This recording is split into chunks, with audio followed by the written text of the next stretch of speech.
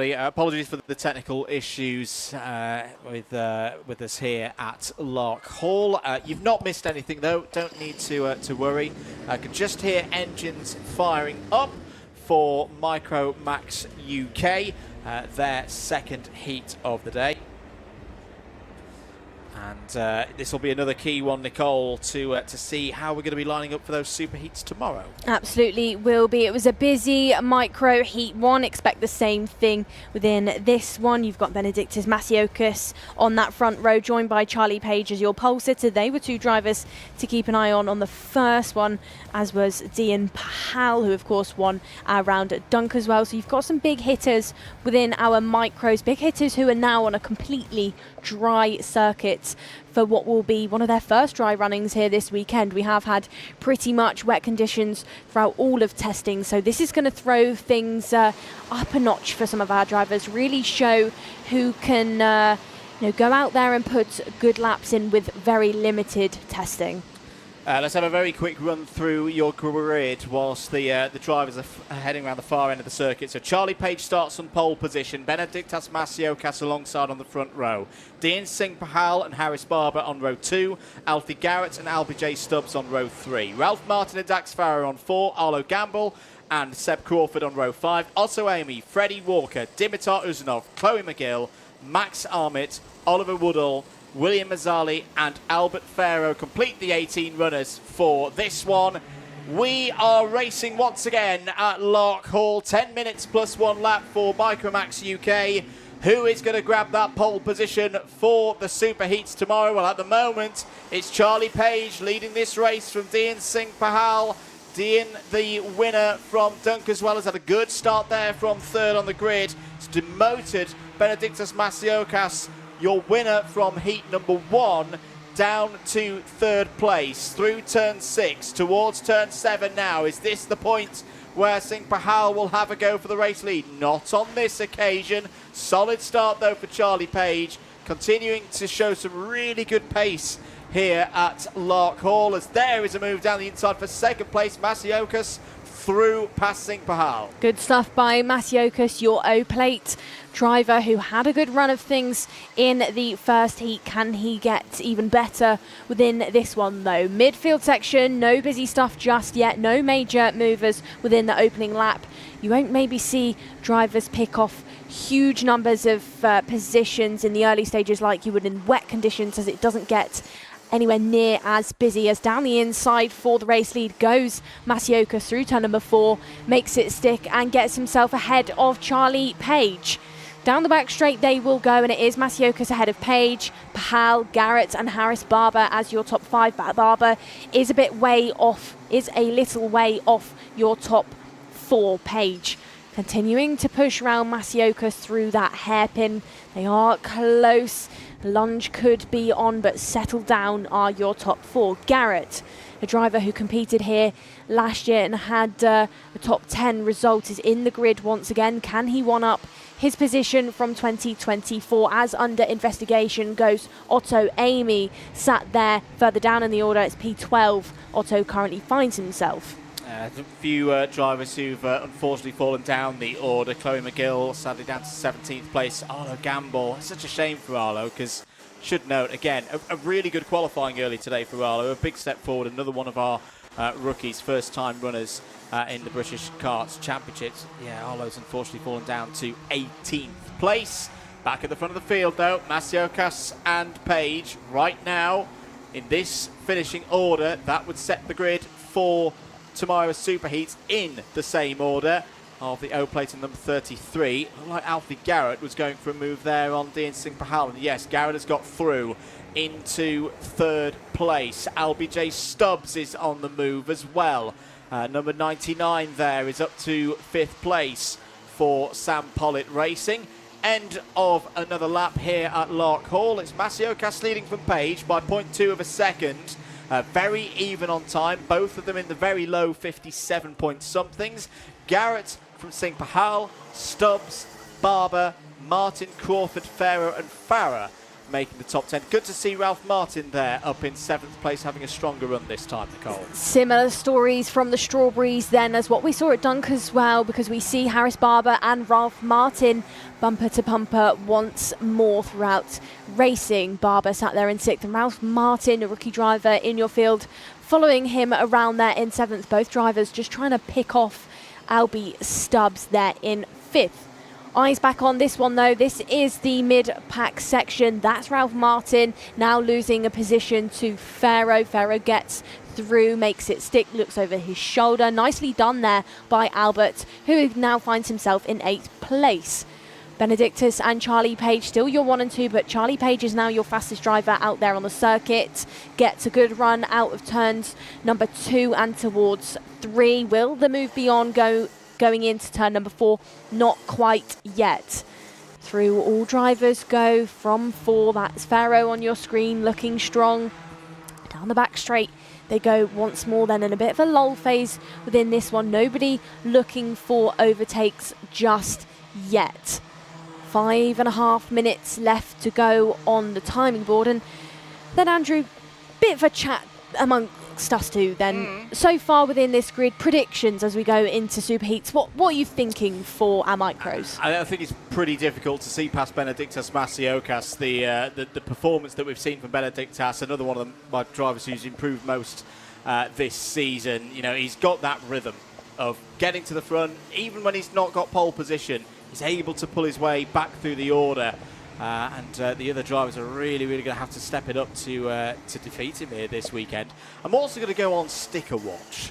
There's a new sticker kit on the number 16 for Sebastian Crawford, still marked as the Origin Motorsport team. They're previously running in like the black and white liveries that we've seen. I think it's GSF car parts that are sponsoring that one.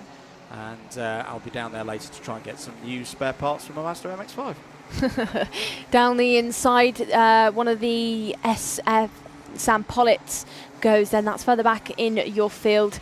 As we've got a battle going on now, this is Pharaoh trying to get past. Pharaoh team change for him and he makes it stick. So that's now Harris Barber losing a position. Barber though trying to return the favour going into turn number 9 but can't make it stick. So Pharaoh does get into the top 5 and stays there. Harris Barber running a bit wide out of that final corner. Ralph Martin, his teammate, who's pulling around Dax Ferrer, their other Strawberry teammate, in 7th and 8th. So these 3 Strawberries now line of stern going towards the boot section, chasing down the previous DHR driver but the new SFR driver of Pharaoh in 5th. No change just yet between your 2 race leaders of Masiokas and Charlie Page. It's 0.4 of a second. This split up those 2 drivers, settled down between those 2, but not maybe too settled down in the back end of your field, because you've got battles still going on between Crawford, Pharaoh and Dimitar Uzanov in there as well. 3.5 minutes remaining, as you say, Nicole. And I've got to say, I have been impressed so far this season with Dimitar Uzanov, just getting another position there, up to P9. Chloe McGill trying to recover after the problems earlier on. Is now back up to 14th place, just ahead of Freddie Walker on that occasion.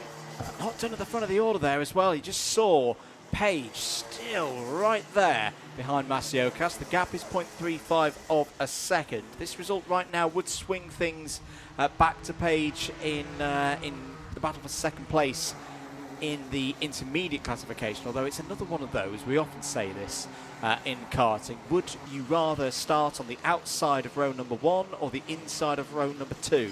I think so far this weekend it's very much start on the inside of row number 2.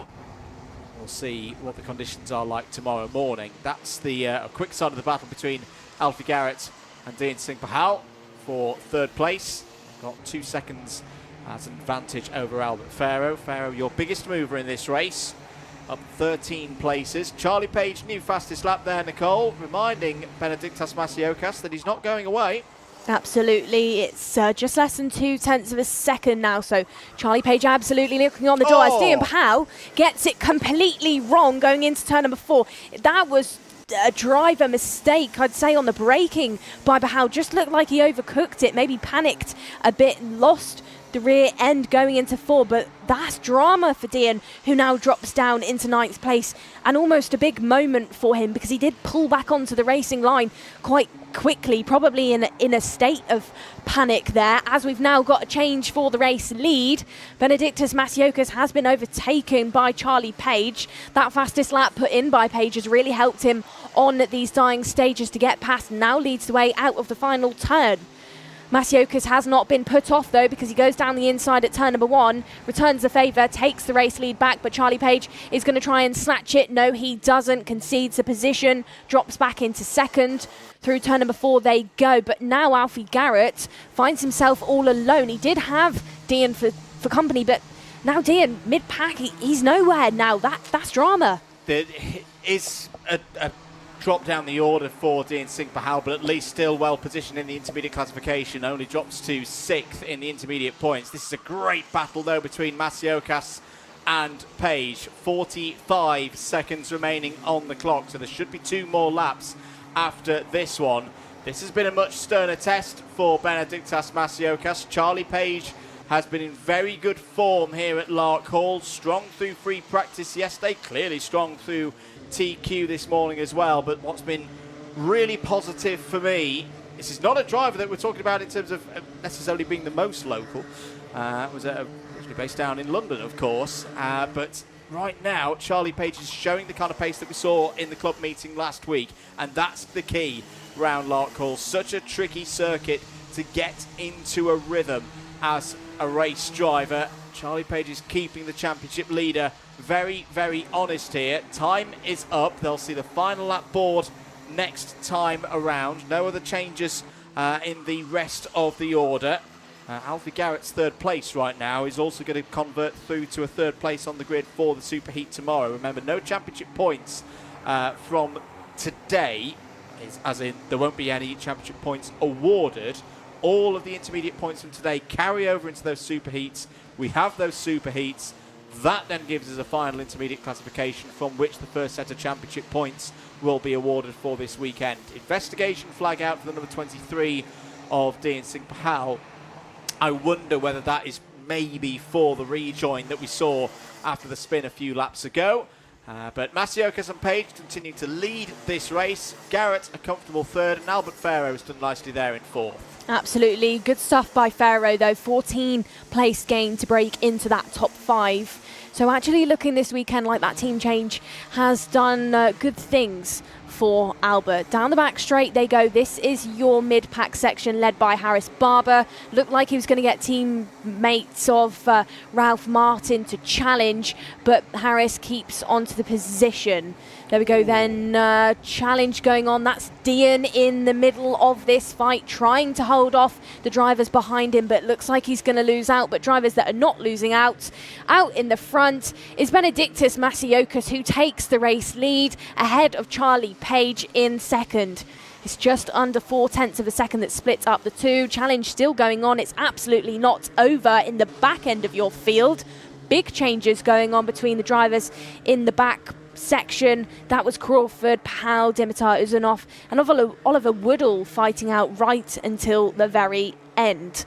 But Benedictus takes your race lead, adds to his tally, adds to his points scored this year. Charlie Page in 2nd, and Garrett, driver who was in the grid last year, driver who's experienced in micro, finishing in 3rd. You've then got Farrow and Harris Barber that round out your top 5, and then the remainder of your top 10 includes Dax Farah, LBJ Stubbs, Ralph Martin, Sebastian Crawford and Dian Singh Pahal.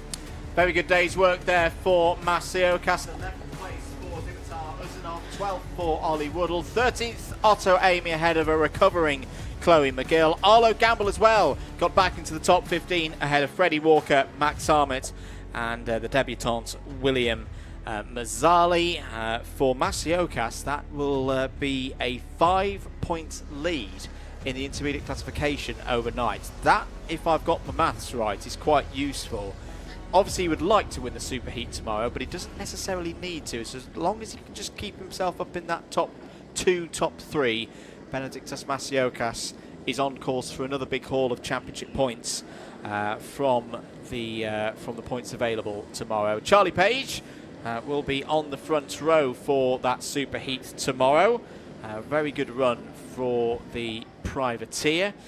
Quick reminder as well for anyone around the paddock, if you want to be involved in the paddock show, get down to Race Centre after the last race of the day. We've got the wheel change challenge, the Wera Tools wheel change challenge set for this evening as well. It'd be great to have a chat with the drivers and see how they've felt today. It's gone good sportsmanship as well from all of our young drivers. Let's have a look at some of the highlights from race 9 of the day, heat 2 for Micromax UK. Best bits of the race then. Good start from the likes of Pahau. Charlie Page had a good one as well. Benedictus Masiokas dropped down to 4th in the early stages, but did pick things back up again going through turn 8. Took the position away from Pahau, who then later had dramas, then later dropped to 4th. Pharaoh really lit things up pretty much from the word go. Ended up in 4th position, but lap after lap picked off places, overtook, especially through that infield hairpin. That was Harris Barber that you just saw him overtaking on your screen. Lead change, it was Page and Benedictus that swapped and changed. Dean Powell, of course, we lost back in the early, in the order later on. That was a top 10 finish overall for him. He was P4 at one point, but Benedictus Masiokas, your O-Plate winner, took another heat win this year, ahead of Charlie Page, just under 0.4 of a second, split those two up. So good stuff by both Page and Masiokas, who once again give each other plenty of racing room. Some good mature racing, I'd say, from our front two in micros. Yeah, really good stuff. We'll see the micros back out tomorrow for their superheat, which I'll just remind myself will be one of the latest superheats. Will be at 11:40 on Sunday morning. One more race to go in this this rotation. Honda Cadet GX200 is up after this.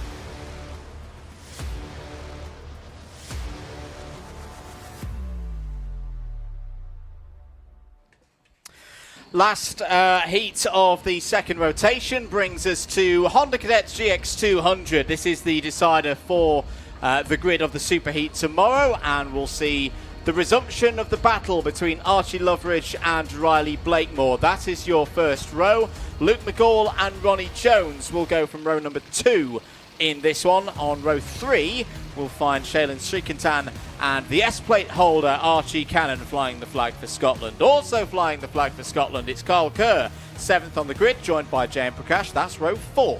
Row number 5 on home soil includes Luca Picocchi with Jack Cope. And then from 6 we have Aidan Donnelly and Elliot Bork. Row number 7 and final row of your Honda Cadet grid includes Oliver Ratton and Harry Grant. It's an all privateer, row number 7. The results from heat number 1. Blakemore from Loveridge, Ronnie Jones, Luke McGall, Archie Cannon was your top 5. Carl Kerr 6th, ahead of Elliot Bork, who was your biggest mover in that first heat for our Honda Cadet drivers. A gain of 5 to 7th. Luca Picocchi, Shaylin Srikantan, Jayan Prakash, Jack Cope, Harry Grant, Aidan Donnelly and Oliver Ratton. So that was your race result from heat 1. It's also your order at the moment in the intermediate classification. Same scoring system, 0 intermediate points for a race win at this stage of the weekend. 2 for second, 3 for third, 4 for fourth, etc, etc. And of course, it's a standing start for our 200cc category. A grid forming up here at Larkhall. Andrew Mather and Nicole Sutherland on commentary duties for you this weekend. Event 5 of the Wera Tools British Kart Championships. Last little adjustments being made to the grid of 14 drivers ready to go here in Honda Cadet GX200. Completed there by the number 22 of Oliver Ratton and the 45 of Harry Grant. Once our grid marshal has completed those checks, it'll be green flag in the air and then eyes to the lights for the start of 10 minutes plus 1 lap. Here come the lights for the second heat in Honda Cadet GX200. 4 lights are on, they're out, and we are racing once again in Honda Cadet GX200. Bit of a tentative start for those in the first couple of rows, but it's the number 73 of Archie Loveridge who's taken the early advantage. Riley Blakemore is right there though in second place. Good start for Ronnie Jones as well, who is up to third place out of turn number 5 for the first time. Nicole, it's another good start for Loveridge. Good start by pretty much our whole field, I'd say there, Andrew. Everybody looking quite settled in this first half a lap. That's the 23 on your screen, trying to have a go, trying to pick off places. Shaylin having a good run of things so far this weekend. There we go, Ronnie Jones trying to challenge, trying to defend from the drivers behind your O-plate, and your driver of the day from Warden Law having a good run of things so far. Tries to look down the inside at turn number 9, can't make anything stick. Will he have a go through the final corner? Decides against it. Change though at the front end of your order because Loveridge has now lost it to Riley Blakemore. Blakemore and Loveridge had a lot to say to each other through your Heat 1. Is that going to be the story of Heat 2 as well? I would say so, with the pace that these two have had. Further back in the field though, that's Kyle Kerr being challenged for 7th place. Jayan Prakash picking up some places. Jayan having a good weekend of things so far after bouncing back from injury sustained earlier on in the year. 4-car breakaway though at your front going into the infield hairpin. It's Blakemore that leads from Loveridge, Ronnie Jones and Luke McGall in there as well. Jones now trying to have a look around the outside, trying to have a good run. Doesn't quite manage to keep that minimum speed high enough though to make us overtake into turn number 8. Drama in the backfield though. Elliot Bork and Luca Bacocchi getting caught out onto the curb. Well, indeed, 8 minutes to go in this one, and it's top 5 at the front of the field. As Carl Kerr's had a problem in the latter stages of that second lap. He's all the way down to 14th place now. And Luke McGall and Archie Cannon were having a discussion over 4th place a few moments ago. That's good to see.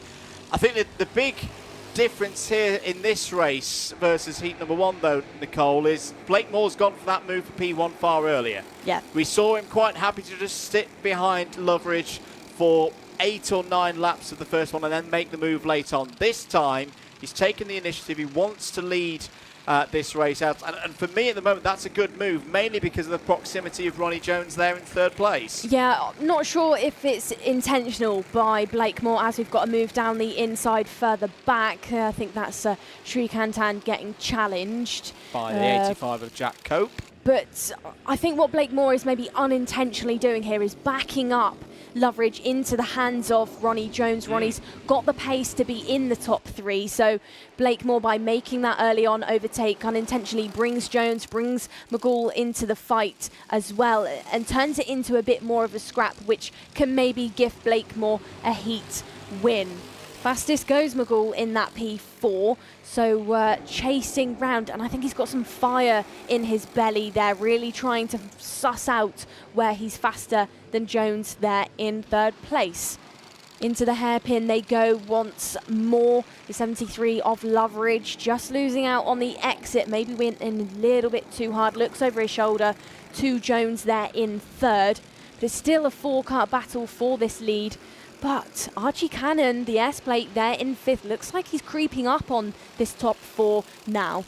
Yeah, he's indeed. I think for Luke McGall, you mentioned there with that fire, 4th through the heats in the first round of the season at Warden Law, and it just did not go his way in the final. We're still in the top 10, but in the lower reaches of the top 10 in the first final of the year at Karting North East. So McGall knows that a result on the cards, to get into the top 5, say, is where he really wants to be aiming this weekend to prove the potential that we've seen so far in this 2025 season.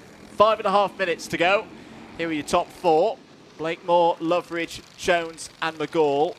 And one of the things I'm really liking with 2025, Honda Cadet had a rough couple of years. Let's be honest, it's still not back up to the numbers that we used to see, say, 5 or even 10 years ago. But the style of racing feels like it's coming back, where the drivers really have to think, don't they, Nicole, about middle of the race, right, we've had a good start, we've whittled down the numbers to 4 in this case, maybe 5 if Archie Cannon can pull back in. It really trains the drivers, doesn't it, to think about how they're going to approach the middle phase of the race to make sure they're still in the battle when they get to the last couple of minutes. Absolutely, and this class makes for some great racing. You never really see drivers majorly pull away your battle for the race lead. Pretty much is start to finish. As we've got to move down the inside, that's Ronnie Jones being overtaken now by Luke McGall for that 3rd place. But that's something you see in Honda Cadet racing. I absolutely love it. This is where I first started, a long time ago now, but, it's a great class to be in, and hopefully over the next couple of years it picks back up again, because this is a great place for drivers to really learn their trade. And as I say, that Luke McGall move was a really good example of it, that Luke's been looking at the back of the O plate for a few laps and has thought, do you know what, yeah, I am going to go for an overtake, just the one. I'm not going to go throwing it in there, trying to win it 4 minutes out from the end of the race, but just making that shrewd little bit of progress back through the field. That was a nice decision from Luke McGall. A good scrap going on there between the number 26 and the 85. That's Elliot Bourke and Jack Cope. That's over 9th place at the moment in this race. Meanwhile, change for the lead. Loveridge goes back through and is assisted by Luke McGall. So that's what we're talking about with the decision making. Luke McGall goes up to 2nd place, and that all goes back to 1 lap before. If he hadn't made the move on Ronnie Jones 1 tour prior, he wouldn't have been in that position to slipstream behind Loveridge, basically get a very easy overtake done on Riley Blakemore. Now you can start to feel this race building up. 3.25 minutes to go. Loveridge back to the front of the order for Ambition Motorsport. They know how to set a kart up round this circuit. Paul Janes and his team won in this category with Ed Spain in May last year. Blakemore looking down the inside of McGall. This is all going to stack up now, and Archie Cannon's now back as part of this battle pack at the front of the field. This is a chance now for Archie Loveridge to break away, but again, if the 2nd, 3rd, 4th, 5th can get themselves organised, they should pull the race leader back. Blakemore there with that attempted overtake. He just lost out. He lost out to Ronnie Jones. Now finds himself in 4th. No, make that 3rd because he goes down the inside. But tagging Ronnie Jones has brought Archie Cannon into it, so the S plate now picks off the O plate as well. So that 2nd pack of karts, as we've got a challenge for the race lead. Is that going to be Loveridge losing it to McGall? Yes, he does. McGall, through turn number 9, gets the run out of 8, makes it stick. That's going to then bring Blakemore into it as well. Is Blakemore going to pip Loveridge? Not quite yet, but that was a good move for the race lead by Luke McGall, well set up through turn number 8, as now Riley Blakemore is actually being given a warning flag. Yeah, it's indeed. Tell you what this has done as well. It's really closed things up in the intermediate classification. Right now, Blakemore would still be on pole for the superheat tomorrow on 3 points. It's a share of 4 points apiece for Loveridge and McGall. Again, tiebreaker. We go back to time qualifying earlier on this morning. So Loveridge would still be in 2nd place on the grid for the superheat tomorrow, but only if Loveridge is able to hold this 2nd place or go for the lead of the race. Loveridge back down the inside to try and take the lead away from McGall. Oh, they nearly come together. Loveridge not happy about that at all. Blakemore's going to look down the inside for 2nd place, side by side once again between the two Project 1 chassis there. Just over a minute remaining on the clock, but that was a mighty close moment between McGall and Loveridge. Brave stuff by Luke there through turn number 9. Just get his foot in on the power, let him run out the corner. And that's why you didn't see him lose that race lead. Nice stuff by him. Clever racing for that race lead. Cannon sat there in 4th, goes fastest. Ronnie Jones in 5th, trying to have a look, but Cannon is looking strong. Can he maybe pick off Riley Blakemore through this hairpin? Thinks against it, but now it really is close between all 5 in your top 5. Towards turn number 8 they go. McGall still leading comfortably from Loveridge. Doesn't look shaky out there in the front, as Loveridge is now being challenged for 2nd place by Blakemore. Blakemore tucks back in though to get into the corner of turn number 9.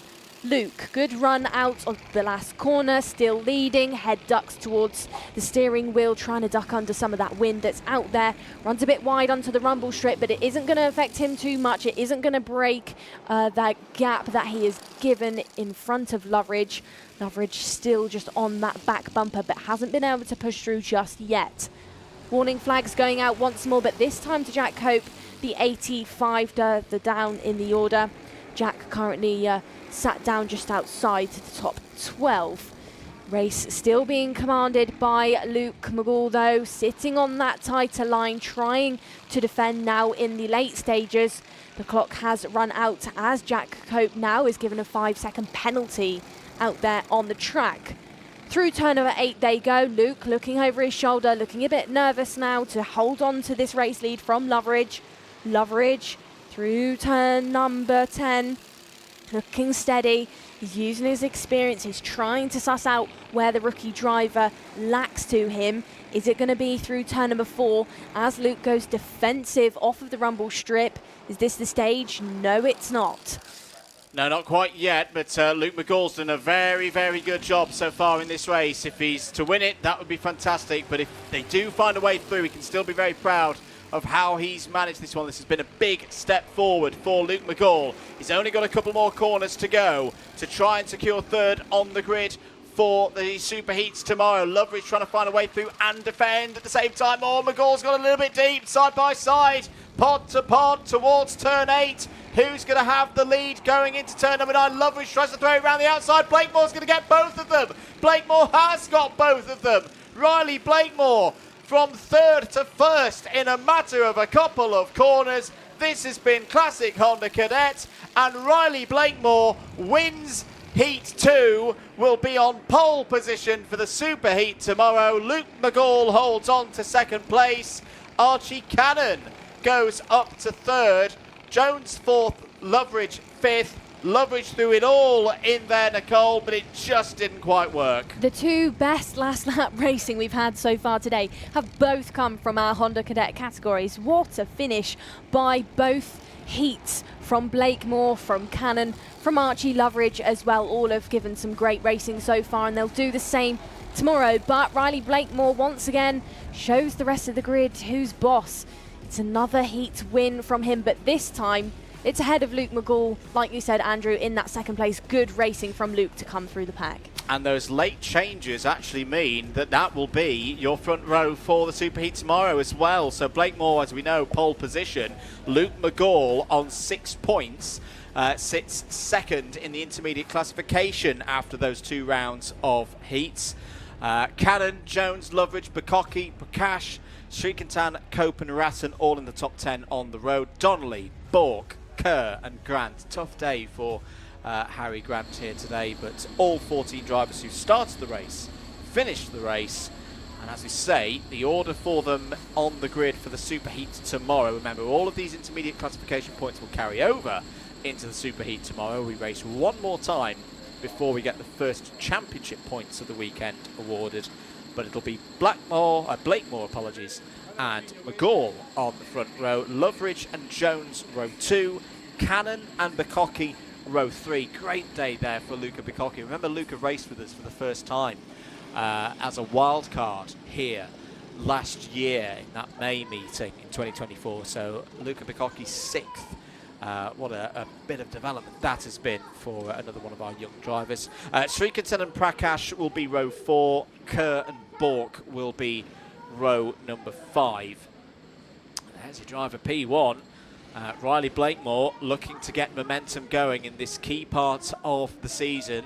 To say, they are racing this weekend at Larkhall, and then we will see them again next weekend for a double header for event 6 of the Wera Tools British Kart Championships. So it's very important to get the results coming in. Now let's have a look at some of the highlights from race number 10, the last of the second rotation. Nicole, take us through it. Well, standing start as always, clean start by all of our drivers. Mid-pack section, you had really the likes of Jack Cope and Jane Prakash jumping and having a good go of things early on. Early stages, Ronnie Jones jumped into 3rd position, but this was the point for me that Luke McGall really lit things up, really started to turn up that pressure dial on the cooker, on the drivers ahead of him. Cannon used the advantage when drivers in front were fighting, jumped into 4th position and found himself right back in the fight once more. Further down in the field, that's the 26 and the 85 challenging each other. So that was Elliot Bork and Jack Cope having a bit to say. They had a race to the line at one stage. It was busy stuff, but Jack Cope did end up for a 5-second penalty in the end. Luke McGall pipped for that race, lean ahead of Loveridge. Loveridge and Riley Blakemore still continue to battle it out, and this was the point that Luke jumped into the race lead. It did look like Loveridge was going to lose out to Blakemore, but it wasn't quite enough for Blakemore to get ahead. I think Luke McGall will be happy with that one. It's a 2-place gain overall for your rookie driver to finish in 2nd. But Riley Blakemore, once more, race winner. There he is on your screen, just chatting to Archie Cannon. I think those two drivers enjoyed it. And do you know what, boys? So did we. Yeah, no, it's some properly good racing there for Honda Cadet GX200, as we say. Their next race will be the Super Heat for them. That'll be at 12 o'clock UK time. Plenty more stories to tell here this afternoon. We've got 2 more races to go. It'll be the 3rd heat of the day for both junior and senior Rotax. That'll be after another one of these 10-minute breaks, though, at the circuit. So we'll take a short break here at Larkhall. More racing to come.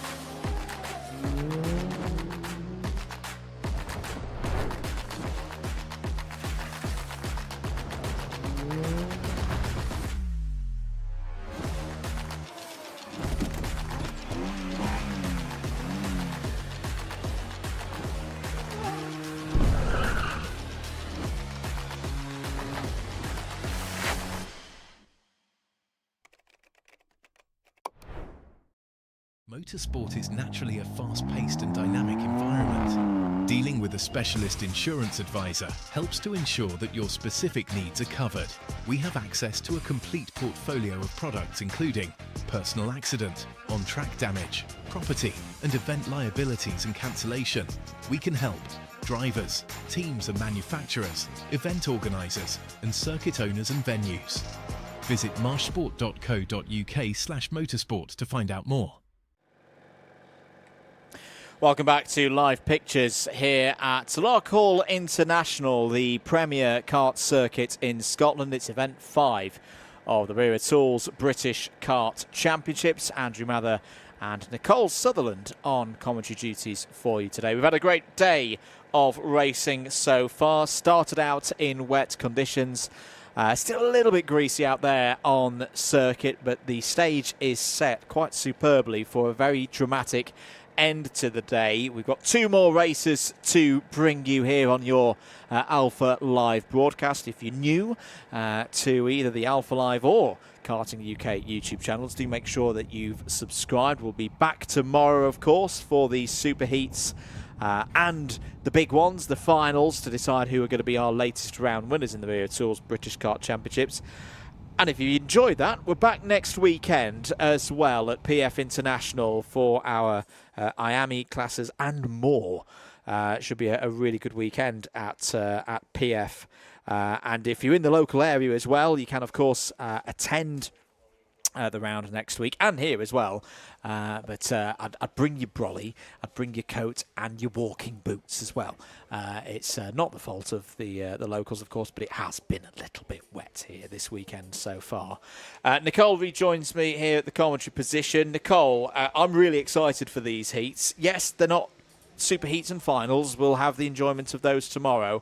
But I cannot call where either of the pole positions for junior Rotax and senior Rotax go. We'll find out over the course of these next 2 races for these third heats, but this is really finely poised, isn't it? Yeah, absolutely. Of course, within this heat, you've got Leon Hasty and Jacob Ashcroft in the mix. They're both drivers that have taken your 2 heat wins so far today. So this heat, either one of them is going to lose out or both of them could lose out.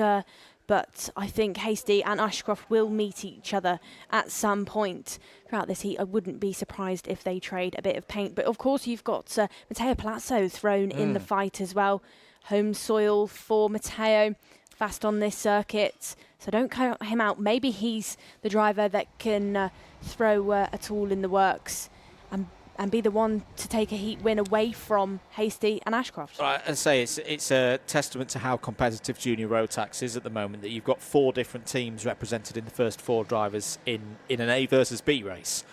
These are your fastest drivers from timed qualifying earlier on this morning. So Hasty and Palazzo for Craft and KR Sport respectively. Charlie Wolfett, we've not talked about too much so far today, but got 3rd place in his first heat earlier on today, so he's very much in the mix. Other drivers to keep an eye on, the DHR duo of Cole Denham and Cameron Nelson. We saw them race in heat number 2 for Denham, another driver who got a P3, Nelson P6. Maybe not quite as strong as he would have hoped for, but 2nd in this race last year. So of the drivers who've stuck with the junior ranks for 2025, if we look back to May 2024, Antrobus, of course, has gone up to seniors. Nelson was the highest ranked of those in this field this weekend round this very track.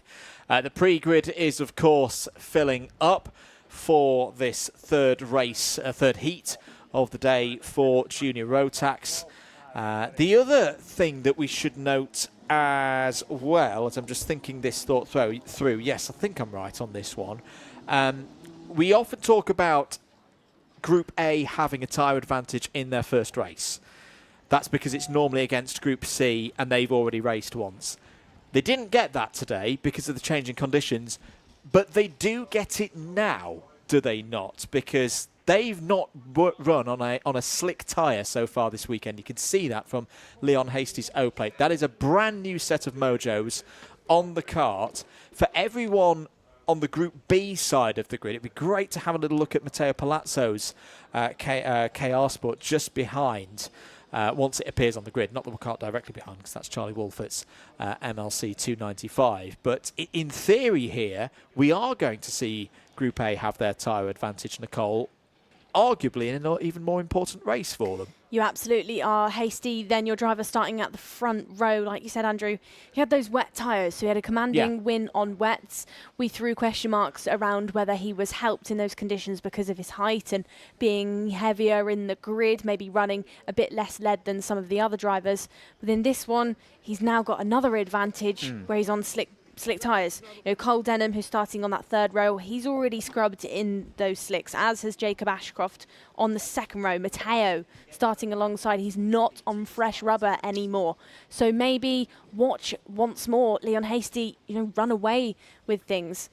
Another name you mentioned a moment ago, Andrew, was Cameron Nelson. I think he's one to watch within this. There you can see on your screen, they're scrubbed in, they've been used. The tread will be a lot less than Hasty's.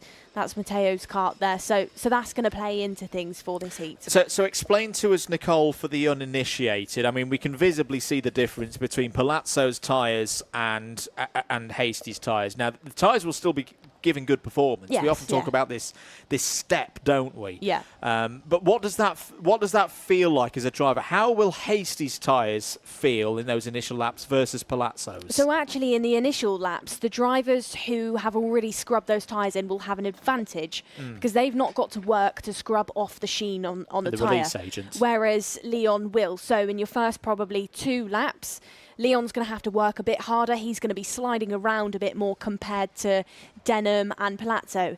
It's when you get into probably the 4th onwards laps where those drivers on the fresher rubber will start to come through the pack because they've got more grip out there, they've got more tread to play with. So it comes and goes in fluctuation. So the drivers on that older tyre, the likes of Ashcroft, Denham, are going to have to work hard in the early stages to push back Leon Hasty as far back in the pack as they can get him. Absolutely, and that's the difference here with this one, with this nuanced situation that normally you get those tyres, a new set of tyres, and the release agent off during a timed qualifying, but that definitely was not the tyre choice to make earlier on this morning here at Larkhall, where that persistent rain was affecting things out there. These are all Group B drivers that we're having a look here up against the fence. These are all on the starting on the driver's right-hand side.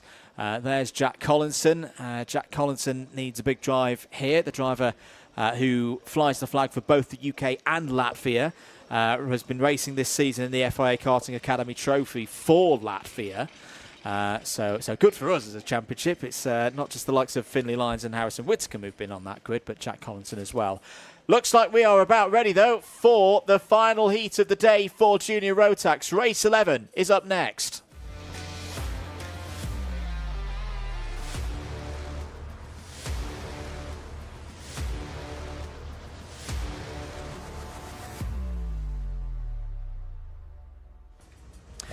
Hold on to your hats, everybody. This could be pretty good.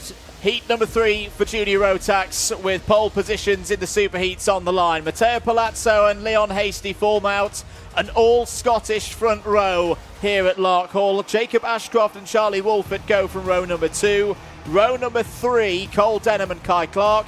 On row number 4, winner last time out at Dunk as well, Cam Nelson, is joined by Joel Dixon-Cohen. Row number 5 includes Sebastian Lush and Archie Lovett. And then from 6 we have Finlay Buck with Ellis Bell. 7 will look like Albert Friend for Strawberry and Vlad Tomanchuk for KR Sports. And then from row number 8 we have Alfie McBain and Noah Barham. Row number 9, Charlie King needs a good result, is joined by Oliver White. Benjamin Baker and Nathaniel Gray go from row number 10. Henry Cameron and Panos de Moncon go from row 11. It's Shane Chandaria, who had a great first heat, is joined by Luca Holmes-Ballack on row 12. Jack Collinson and Louis Radcliffe start on row 13. Eason Seng and Samir Paul completes the 28 runners in this race. And as we say, it is very finely poised in the intermediate points. Hasty and Ashcroft both on 0. Wolfert and Denham both on 3. Clubhouse leader effectively is Albi Lapper on 4. That is surely going to be, a false start. We go around again. Is that a little bit of sportsmanship? Professional sportsmanship there, Nicole Sutherland by Leon Hasty, I wonder? I would maybe say Leon's trying to buy himself an extra bit of time, try and scrub off a bit more of that release agent on the tyre, try and warm it up a bit more, because he's going to be aware within this one the drivers around him are going to try and hustle him. Now, he cannot do that indefinitely. So, as we say, let's not beat about the bush. That was about as deliberate a jump start as you will see, but you know, you'll still try and deny. You know, you play it within the rules. So Leon Hasty will lead the field round once again, and I'm sure the officials will be like, "Yep, we saw what you did there, Leon. Let's try and get this one going at the second time of asking." You can see how hard Matteo Palazzo's trying to work the heat into his tyres. Everybody on the outside of the grid, they will know just how important this race start is. Through the final corner, this is looking more steady this time around. Watch for those lights to go out and go to green. We are racing. It's a great start for Palazzo. Will lead through the first couple of corners. Jacob Ashcroft has got through as well. Now that could be a very important point, because effectively now on the road, Jacob Ashcroft will lead the category.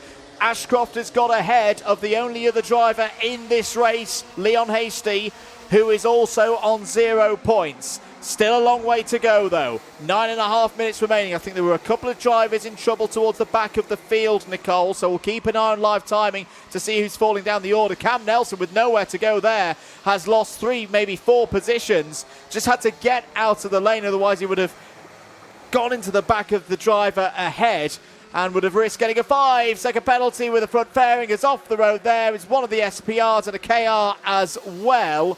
Bit of back and forth in the second half of the field, but it's Palazzo leading from Ashcroft, Denham, Hasty, Loosh, Wolfett, Friend, Clark, Nelson, Buck and McBain. That's your top 11. Falling down the order, it was Henry Cameron in the Ultimate R, who's not come around the first lap yet. Joel Dixon-Cohen as well for Thule. Samir Paul and Eason Seng also towards the back of the field. Well, we called it early on then, Andrew. We said the drivers needed to push back Leon Hasty as far back as they could, but they haven't done it too well, because he's arrived now once more into the top 3. There he is, just ahead of Cole Denham, and we'll watch a race replay then through turn number 8. So this is Cohen getting pushed up the hill onto the grass. He goes. Some of the spectators there, I think, are getting hit with some mud, but Cohen rejoins at the back of the order for Thule. Busy stuff in the back end of your field. Like you said, Loosh getting involved, having a fight after rejoining the circuit, after being involved in that with Cohen. Busy stuff in your mid-pack section. Drivers saying hello to each other through turns 1 and 2. Back end of your full order, that was Jack Collinson, Archie Lovett, Oliver White and Luca Holmes-Ballack. All the ones saying hello. Through turn number 5, drivers go once more, but let's focus on the front of the order, because Palazzo, Ashcroft and Leon Hasty find each other 1, 2 and 3, and Cole Denham has arrived as well. Cole knocking on the door for that P3. So Ashcroft throwed the slight defensive move there into turn 8, because he knows he's got to keep Leon Hasty behind. This is a really important phase of the race for Ashcroft, who does not hold the tyre advantage over Leon Hasty directly behind him, but he does hold a quite significant points advantage, only by 1 point though. If Ashcroft loses position on track to Hasty, Hasty will be in prime spot to take pole position for Superheat A tomorrow, and then have a clear path to taking the first haul of 65 championship points. Through turn 6 they go. 7 minutes remaining. Matteo Palazzo's race pace at this stage looking far better than it did in his first heat earlier on this afternoon, Nicole. As through the order, here comes Cole Denham. Denham down the inside, takes 4th place away from Charlie Wolfett. Kai Clark is going to throw his hat in the ring as well to try and move up into the top 5. There is a close run thing between Wolfett and Clark, and watch out for Sebastian Loosh as well. Loosh needs a good result, had problems in the latter stages of his first heat. That's brilliant stuff from the 236. Loosh up to P5. Finley Buck having to challenge Loosh, but also keep behind him Albert Friend. There they go, exiting turn number 5. Ashcroft fastest driver out there on the track and now your new race leader, overtaken Palazzo for that lead. Leon Hasty still sat there in third as Palazzo goes wide onto the rumble strip. Hasty trying to have a look around the outside, gets the run. Can he stick it round the outside at turn number 8? Lovely stuff by Hasty. That was well read, and that's what you call maximising the grip out of a new set of tyres. Cole Denham trying to now challenge the KR Sport driver of Palazzo as well. Doesn't quite manage to get it done though. Hasty on the tail of Jacob Ashcroft, and this is the point in the race where your O-Plates driver of Hasty will start to really use that tyre advantage. Into turn number 4 and 5 they go. Hasty on the back bumper of Jacob Ashcroft. What is the challenge going to be? Where is he going to make the move stick? Still further down in the order, that's Luce trying to pick off places. Hasty on the bumper going through the second sector. Is he going to try and replicate the move that he did on Palazzo? Not this time. Out of the hairpin they go. Cole Denham trying to have a look. Is there drama then for Denham and Palazzo? No, there isn't. Almost a big moment for the two then. I thought Cole was going to go straight over the front end of Palazzo's kart, but they're still circulating there in third and fourth. Hasty still line of stern with Jacob Ashcroft, who looks over his shoulder. He knows that the Scotsman is right there going towards turn number 4 and 5. If you're just joining us, we've got a titanic duel at the front of Junior Rotax. Jacob Ashcroft and Leon Hasty have both won their first heats. They can't both win their second heats. It's going to be decided here. Whichever one of them finishes further up the road will most likely take pole position for the superheat, the first of the 2 superheats in Junior Rotax tomorrow. Ashcroft was a little bit wide out of turn 6. Hasty's trying to do his switchback once again. This is the move that he pulled on Palazzo a few laps ago. This time, though, Ashcroft is wise to it, holds on to the race lead, chops across the front of Hasty's O-Plate kart once again. Cole Denham is now back in play. How on earth Cole Denham and Palazzo did not exit the scenery a few laps ago, I will never know. But this could be good news for Ashcroft. If his teammate can get through and make it a DHR 1-2 on the road, that could be a very strong position for them to be in. They're not alone though. Kai Clark is there as well. Kai Clark, who has continued over the last 12 months to build and build and build as a driver, has a real chance of winning this race now in P4. Into turn 7 again. Ashcroft covers off the inside line. Nothing Hasty can do about that. Turn 8 is next. Now Ashcroft will need to be careful here. He will need to play the game. They all know the guidelines of what is fair defence, what is not fair defence. There's nothing on our screens at the moment apart from an under investigation for the O-Plate. That was from earlier in the race, just an investigation right now. Nothing more than that. 3 minutes to go. Albie Friend is joining the party. Oh, as Hasty tries to get down the inside into the chicane. That's going to bottle things up through the boots, winding through turn 5. Ashcroft is doing an amazing job here. Tyre-wise, Nicole, what can Hasty do? Well, he can do that. Down the inside, takes the race lead. There you go then, Andrew. Answered your own question. Down the inside he goes, and Ashcroft now has to think even more. How does he snatch that position back off? But the way that Ashcroft just led that race and the way he's now defending from Kai Clark shows what it takes to win a grand final, a Rotax Grand Finals. Ashcroft, he's a mature driver, he knows what he's doing, now has to lead this second pack because they've gifted this one to Leon Hasty as down the inside Clark goes at turn number 1. Ashcroft now sits there and has to concede into P3. Albert Friend on the back of this train, trailing around Cole Denham. Cole Denham now looking to go down the inside of teammate Ashcroft, who covers on the exit of turn number 5. Both DHR drivers like meerkats going down the straight, trying to look at what the gap is to the driver behind.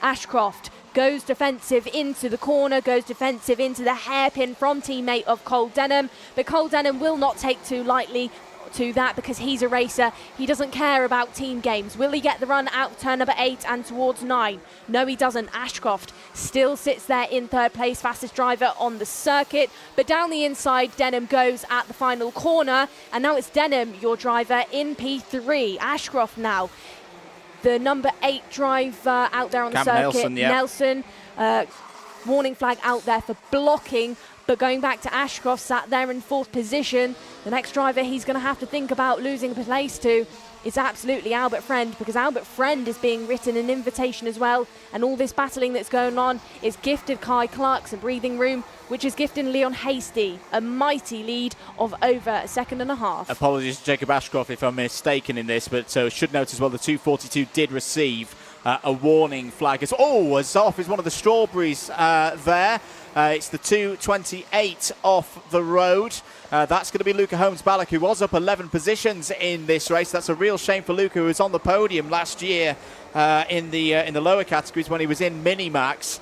But yeah, I think Ashcroft, well, he's had a warning flag. I would imagine it was for they do get a warning if they've been deemed to be over-defending in the middle part of the race. But that's all by the by now, because it's not going to change the fact. And it started to rain.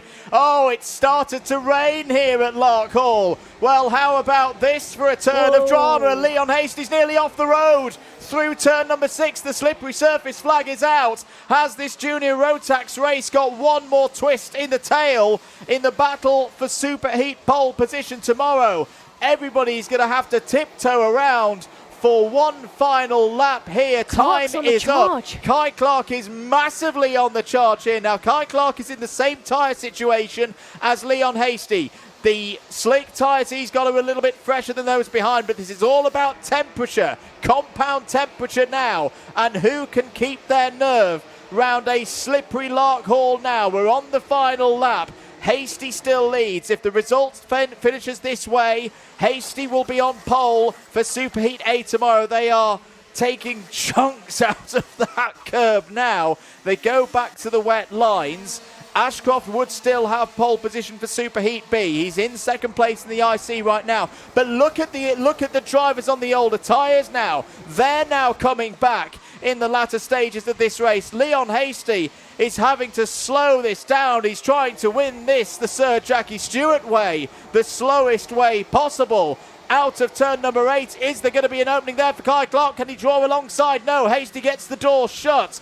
Down the hill through turn 9. 1, 2, 3, 4 for the final turn. Down the inside gets Clark. Ashcroft could take this. Ashcroft is going to take this on the final corner. Ashcroft wins from 3rd to 1st on the final corner in the rain on slicks and takes pole for the Superheat tomorrow. 2nd for Clark, Denham 3rd. Leon Hasty will not be happy with that at all. Drops to 4th, but will still have Superheat B pole position. Nicole Sutherland, what can you say about that? It gets better and better as the weekend goes on, and I wouldn't expect anything less from our juniors. It was a good attempt by Hasty, but he was on that disadvantage being the first person to hit the water out there. And Jacob Ashcroft, who led the race early on, ends up as your race winner. Shows what it takes to be a grand finalist champion. Used his experience to just read that last corner perfectly. Snatches it from Clark, from Denham, from Hasty. Good stuff from Jacob for DHR. Palazzo then dropped outside of the top 10 at one stage, but managed to pick off some places in the end after that early drama with Denham. So not too detrimental to Matteo's points scored throughout heats so far. Remainder of your top 10 then included Albert Friend, Palazzo, Noah Barham, Ellis Bell, Alfie McBain, and then Charlie King. Nothing major achieved by Finley Buck in 11th. You then had Archie Lovett, Vlad Tomanchuk, Joel Dixon Cohen, and Cameron Nelson as your top 15. Then it was Collinson, Lush, Nathaniel Gray, Louis Cradcliffe, and Benjamin Baker as your top 20. The remainder of your finishers included Panu Steinman Kong, Shane Janjaria, Samir Paul, Oliver White, Eason Seng, Luca Holmes-Ballack, and then we lost Charlie Wolfett and Harry Cameron. Heartbreak for Charlie Wolfett, who's really looked strong so far here in Larkhall. Yeah, it's a really tough one there for Charlie, having started on the 2nd row of the grid. Well, I asked a little question to our producer earlier. Like, have we ever had a heat as a Alpha Live race of the week? I may be getting a little bit ahead of myself because we've still got super heats and finals to go, which you know, on past form, it just gets better and better and better, doesn't it? But my goodness me, we have had some Very, very exciting racing.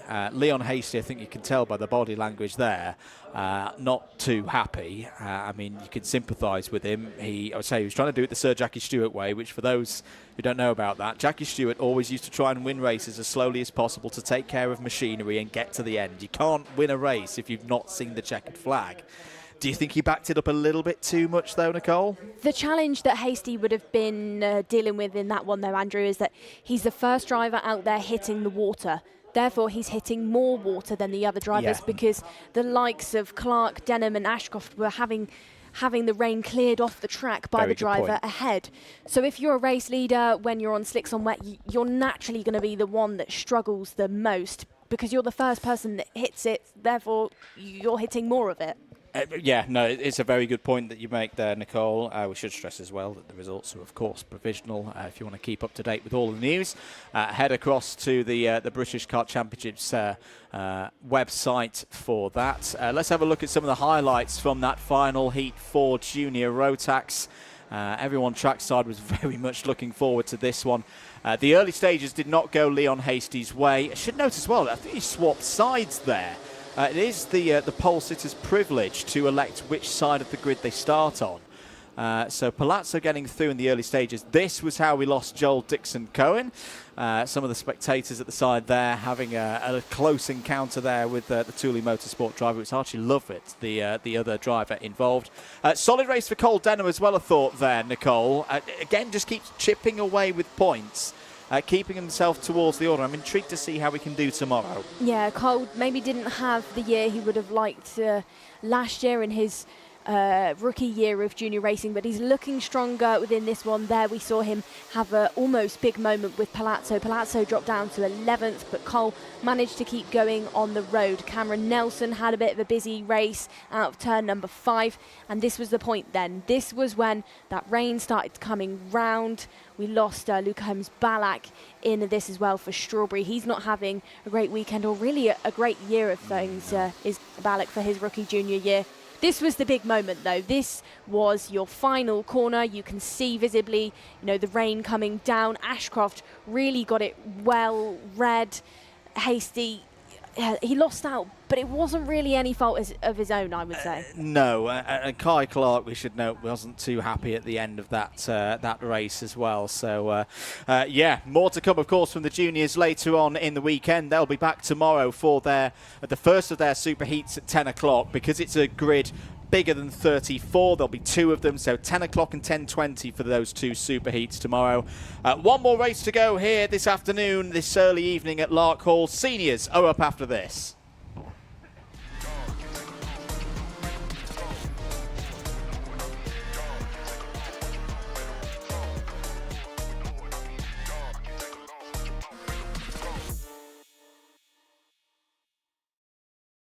Here at Demon Tweaked, you probably know us for our massive kartwear range. We've got everything from suits, boots, gloves and helmets from the biggest brands in the business. But we are so much more than that, because if you're looking for kart parts, well, we've got you covered too. We've got everything from Rotax parts, sprockets and chains, discs and pads, data loggers and dashers, fuel tanks, steering wheels, bead breakers, and loads more. But of course, it doesn't just stop at the track, and if you're looking to build your skills in the sim, then we've got everything you're going to need to build the ultimate rig. So whether you're just getting started or you're already at the top of your game, Demon Tweaks has got you.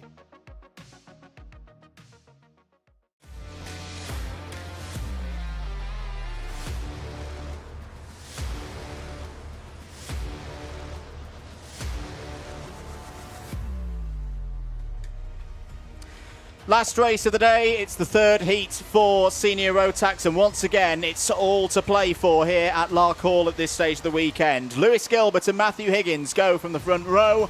Jack Lilly and Freddie Ingram form up row 2. It's William Antrobus on row 3, joined by Macaulay Bishop. Joshua Graham and Hugh Moulton go from row 4. Row number 5 includes... I've lost where I'm reading, Andrew. Angus Scrivener and Harry Bartle. And then from row number 6, we have John Brown and Mikey Walker. 7 includes Pearson Bullock Carter with Ewan Charman, and then from row number 8 we have Jack West with Kai Hunter. Jay Kennedy and Rachel Robertson start on row number 9. It's Adam Wooden and Kai Veach on row 10. Miles Roby and Sam Kelbrick completes the 22 runners in this one. Well, if you thought the juniors was spectacular, this one's going to be even better, because Gilbert, Bishop, Higgins, Antrobus, Graham, the top 5 in the intermediate classification after 2 heats, they're all in this one. It's all to be decided who's going to be on Superheat pole for the seniors tomorrow. And it's a falsy to start with, not to the satisfaction of race director Dan Ashton. So the tension drops for a moment, Nicole, before the grid reforms for a second go at this one. What do you think will be going through the mind of our pole sitter, Lewis Gilbert? He had to really work hard earlier for his heat win against William Antrobus. He's got Macaulay Bishop in this one also on 0 points, but Matthew Higgins there on 2 points. He's looked pretty good so far this weekend. Absolutely, but he's got a challenge on his hands with this one.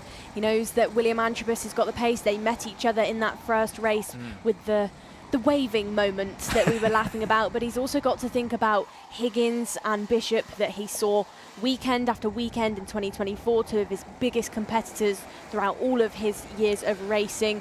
So he's got a lot to think about throughout the race, and he's got a lot to think about the weather as well, because we did just see the rain come down in that junior race, and with the clouds out there I would expect to maybe see some more of that as well. I'm actually going to go further than the top 5 in the IC are all in this race. It's at least the top 10. All of them are in this one. So it's Gilbert and Bishop on 0, Higgins and Antrobus on 2, Graham and Bartle on 3, Ingram and Brown on 6, Charman and West on 7. That is a lot of drivers covered by not a lot of many points. Right, who's going to be on pole position for the Super Heats tomorrow? We're going to find out in the next 10 minutes plus 1 lap. It's a good start for Lewis Gilbert. Good one for Jack Lilly as well in the number 10. And Higgins is out wide and on the grass in the early stages of this race. Are they all going to make it through turns 4 and 5? Yes, they are. That's because they're seniors. They know how to race. Pulsating start with Lewis Gilbert at the front in the early stages. Nicole also should note another strong start for William Antrobus there in 3rd place. Charman then getting a bit lost on the track limits, but gets back onto the tarmac ahead of I think that could have been Jack Lilly further back in the field. Higgins, though, replicated what Matty Hingley did earlier on. Just that outside row of things on those race starts really do get caught out as we've got moves going on down the inside. That's for 2nd position. So change between Antrobus and Lilly. Further back in the order, then, when I was talking about Ewan Charman, it's actually Veach that he cut across to get back onto the circuit. Challenges from Hugh Moulton further in the order. That's down the inside at turn number 4, so overtakes Mikey Walker to break into the top 10. Down the back straight they go. It's Gilbert that leads from Antrobus. Lilly is in there. We've got Graham as well, and then it's Bishop and Higgins who once more find each other bumper to nose cone, but it is Bishop that leads from teammates of Higgins. Higgins then, like I said, got caught out at that race stop, pretty much identical to what's happened twice to Matty Hingley. Yeah, indeed. Should note as well, really good start for Rachel Robertson, up 6 places, in fact make that 7 places in the early stages of this one. So she's up to 11th place. That will please team boss Guy Cunnington, who's actually watching from the sidelines this weekend. Would have been out there on circuit racing here this weekend, but injuries off the back of a crash last weekend during the club meeting means he is taking a bit of unscheduled leave whilst he gets himself fit again to hopefully return later on in the season. We do send our best wishes to Guy and his team. 7 minutes and 40 seconds to go. Gilbert still leads from Antrobus. Here is Macaulay Bishop having a bit of a scrap with Angus Scrivener. Is he having some drama out there, Bishop? Yeah, I think he is. He's dropping down the order, isn't he? Because he's dropped off the back of Matthew Higgins' GP plate. Kart, so Bishop going backwards. We don't often say that. He's down to 8th place. Scrivener is a wild card this weekend. That's why his number starts with a 6. Those are the drivers who within this category are not registered for the full season, just to go over that one. At the front of the order, though, Gilbert still leads from Antrobus, but keeping an eye here on Macaulay Bishop. If he has had a problem, I think it was a temporary one. Sometimes happen in karts racing. The karts things, do you know what? I don't want to quite be on tune for a lap or so, but the speed seems to be back for Bishop now. Has got Harry Bartle directly behind, though. Two drivers who know each other very well. Bartle's had a bit of a quiet weekend so far. Second place in the championship at the start of things here in Scotland, Nicole, but he's running there in the top 10. Well, the drama for Bishop then has done favours for Matthew Higgins, who finds himself now in his own air and puts in that purple lap to try and chase up to Graham, your driver who had that spectacular win here last year. Gilbert, though, 9/10 clear from the remainder of the field. Antrobus doesn't look like just yet he'll be able to replicate that waving moment we saw from him in the previous heat. He's pulling around teammate of Jack Lilly there in third, Graham in fourth, Higgins in fifth, then Freddie Ingram, and a name that's gone a bit under the radar so far this weekend is sat there trying to chase down, pulling around Bishop, Scrivener, Bartle and Rachel Robertson, who now jumps into the top 10. There you can see on the sidelines just a DHR team. That was Emerson McAndrew-Uren watching on eagerly at his teammates of Bishop, who now goes fastest, so just shows no mechanical gremlins, I would say. He's putting in those good laps. And down the inside on Scrivener, Bartle goes at turn number 4 to get into 8th. Yeah, good move there by Harry Bartle. You're absolutely right to point out that Freddie Ingram's gone a little bit under the radar. Is a rookie within the division and the championship. Was on the podium, of course, earlier on in the season. So Freddie Ingram looking to continue to score points for Strawberry Racing. There's a battle between two drivers who want to be back on the podium at the end of Sunday. The two Sam Pollitt Racing drivers, William Antrobus and Jack Lilly. Lilly 10th in the championship last year. One of the seeded drivers going into 2025. We have a little look further down the order. The Jacks Motorsport 315 of Pearson Bullock Carter in the mix there. We had a little chat with Pearson during the build-up show yesterday. And this is your reminder, of course, that if you want to be on the paddock show this evening, make your way down to the race centre. We'll have the Wera Tools Wheel Change Challenge here in the paddock to see if we can get some more names on the leaderboard, and then we'll have probably about 15 to 20 minutes time to wander around, have a chat with some of the drivers here in the paddock and see how what they think of the days that they've had here at Larkhall. That paddock show will be on the Karting UK channel later on this evening. So keep an eye out for that. Make sure you've subscribed and hit the notification bell and all of that business. If you can't, if you're busy tonight, if you've got other things on, if you're at an Oasis concert or something like that, don't worry, it'll be on during the lunch break tomorrow during our Sunday broadcast for all of the superheats and finals. Nicole, you've been watching the action whilst I've been doing the parish notices. Macaulay Bishop definitely back on song, isn't he? Yeah, Bishop down the inside then, so picks up one more position from Bartle. Pace-wise then, the front end of your order, Graham and Lilly are matched on pace, identical laps on that previous one. They are faster than Antrobus ahead, so Lilly just maybe taking a bit too long to try and get something done on Antrobus. Maybe there's some team tactics going into that, but for now, no change between the two SPRs. Higgins trying to catch up to Joshua Graham.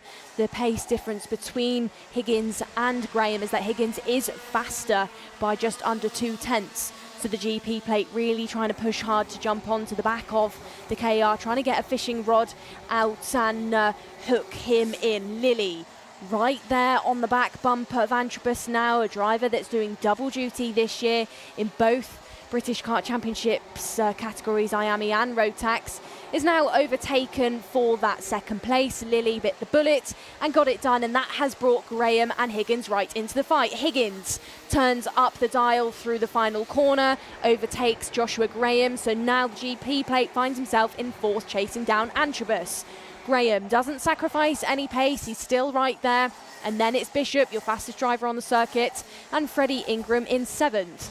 Gilbert clear by 1.4 seconds to the remainder of the field, so not too much to think about for Gilbert other than the corners ahead of him. Steady race for him, but it's all going to go on for second to fourth. Lilly from Antrobus, from Higgins, from Graham through the hairpin. They chase each other up to turn number 8, but still no challenge, no favour returned just yet from Antrobus. Slightly different scenario than what we're used to with cut-offs and number of superheats, etc., etc. Nobody will miss out on making the final, but we still have 2 superheats scheduled. That's because originally we did have 35 entries for this weekend. The withdrawals of Guy Cunnington and Lizzie Mensah have dropped us down to 33. So everybody will get through, but it does mean we do still have 2 scheduled pole positions up for grabs here. For Antrobus, he's holding Superheat B's pole position right now, but only by a single point. If Higgins can find a way through, normally we'd be talking about with a working towards a single grid. Oh, you don't want second place, you want third. You want the inside of row number 2 for the bigger races tomorrow. But that's not the case right now with Senior Rotax, with the schedule going forward. So Higgins, he's going to be looking to get past the graduate from the juniors in 2024, because there is an opportunity here to be at the very front of the grid for that second superheat. And you never know if there's a problem for Lewis Gilbert in his superheat. Of course, right now Gilbert's going to be on pole position for that superheat A, but just if there is a problem for the Craft Motorsport driver, Higgins could pounce like he has just done there. Down the inside, sweet move by the GP plate holder. He's up to third. Sweet move by Bishop as well as we head to that 20-second mark. Loses it out though as Graham challenges his back. Bishop gets it wrong, goes all over the grass. That brings other drivers into the fight. Ingram and Bartle into things as well, but that was almost a big moment for Macaulay Bishop. Him and Graham, that was close as you like. Clock strikes 0 then. Drivers will get that extra lap into things, but drama on these late stages. Bishop, now knowing that he's having to defend, is your fastest driver on the track, but really having to push off the likes of Bartle and Graham, who has dropped down the order now. Lilly still leading from Higgins for that second place, but it is absolutely as close as you like further down in that mid-pack between Bishop and Bartle. Bishop goes defensive into the hairpin.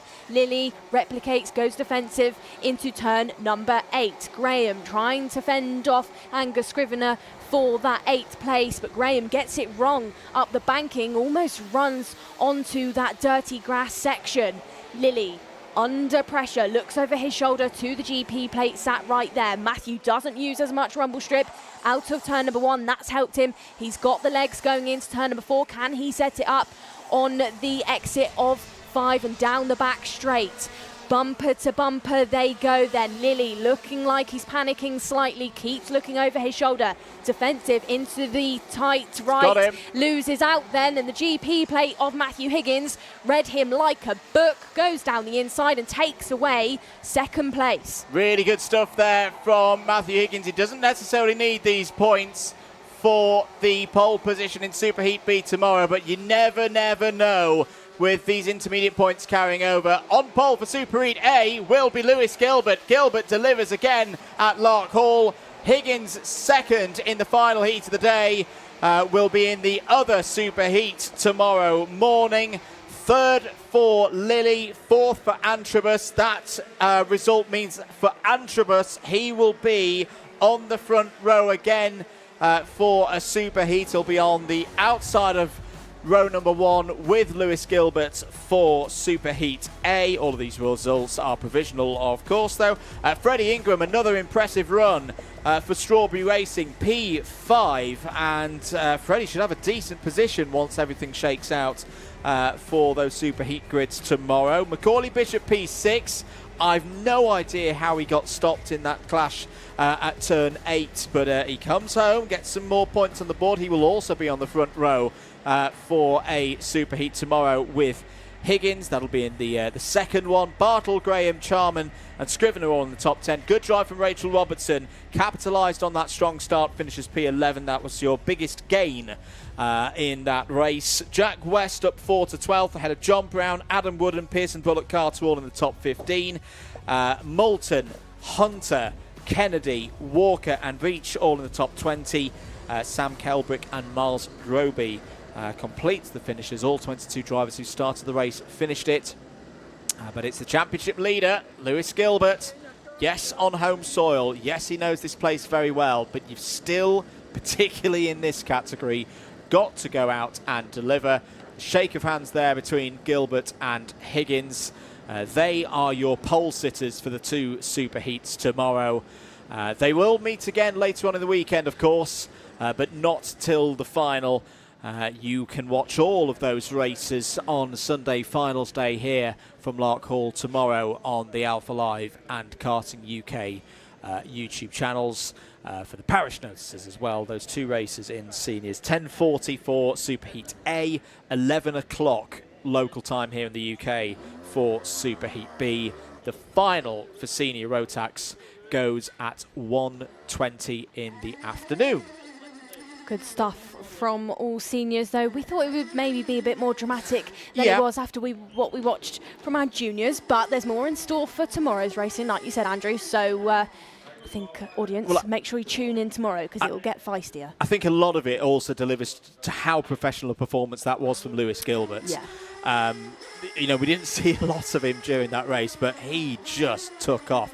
And I wonder as well, we've been talking about the racing brain of Lewis Gilbert so far in 2025. Was he saving tyres maybe a little bit in the first race, knowing, oh, I've got a pretty big grid of drivers behind me in the second one, and I'm going to need to beat that lot as well to keep myself at the front. I'm speculating, of course. Maybe we'll try and catch a word with Lewis later on this evening. But, yeah, he delivers again, Lewis Gilbert. He's not got any championship points from this weekend yet. Again, the first haul of those will be given to the drivers once we've got the superheat results in tomorrow. Everyone's done 2 qualifying heats and a superheat. That will then give us the final intermediate classification and the order of the points, 65, 62, etc. Etc.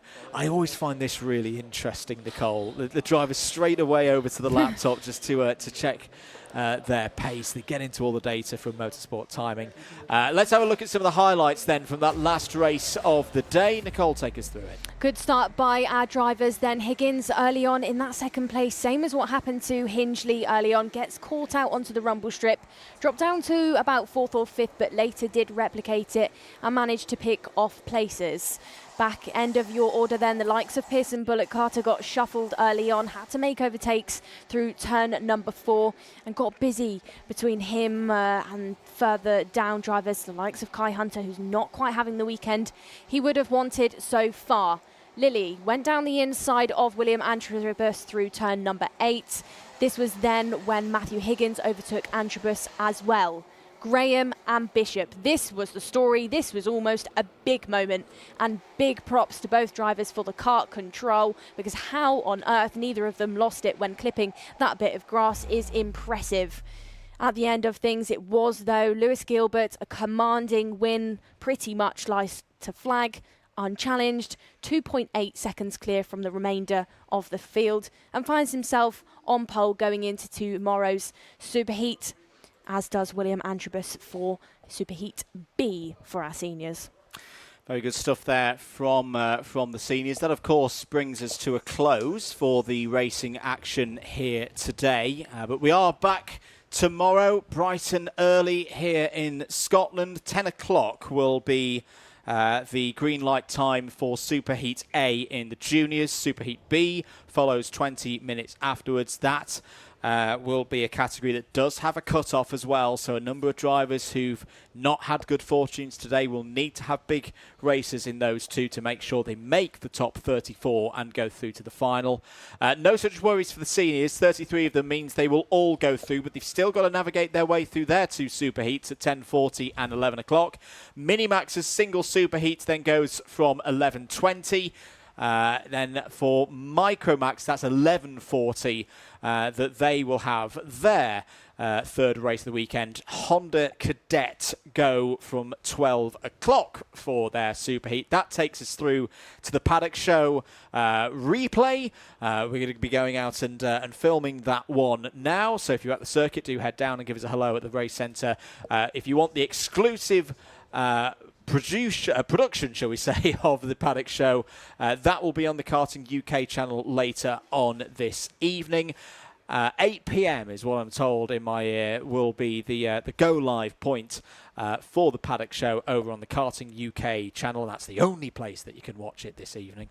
Then the finals, 12:50 for junior Rotax, 1:20 local time in the afternoon for the seniors. Minimax 950 go from 1:50, Micromax 2:20, and then Honda Cadet at 2:50 will have grid walks with yourself, Nicole. You'll be doing all the running around. You've got the younger legs than mine. But really looking forward to all of those races tomorrow. Any last words before we head off and do the Paddock Show, Nicole? I think we've had some great racing today. We have. Looking forward to seeing what our drivers bring to the field tomorrow. But it's been great stuff from all of the team, our marshalling team, our For Life, who have produced all of the content. It's been a great day so far, and we're in for some extra special action tomorrow. So, like Andrew just explained to you all the times, tomorrow, don't miss out. No excuses.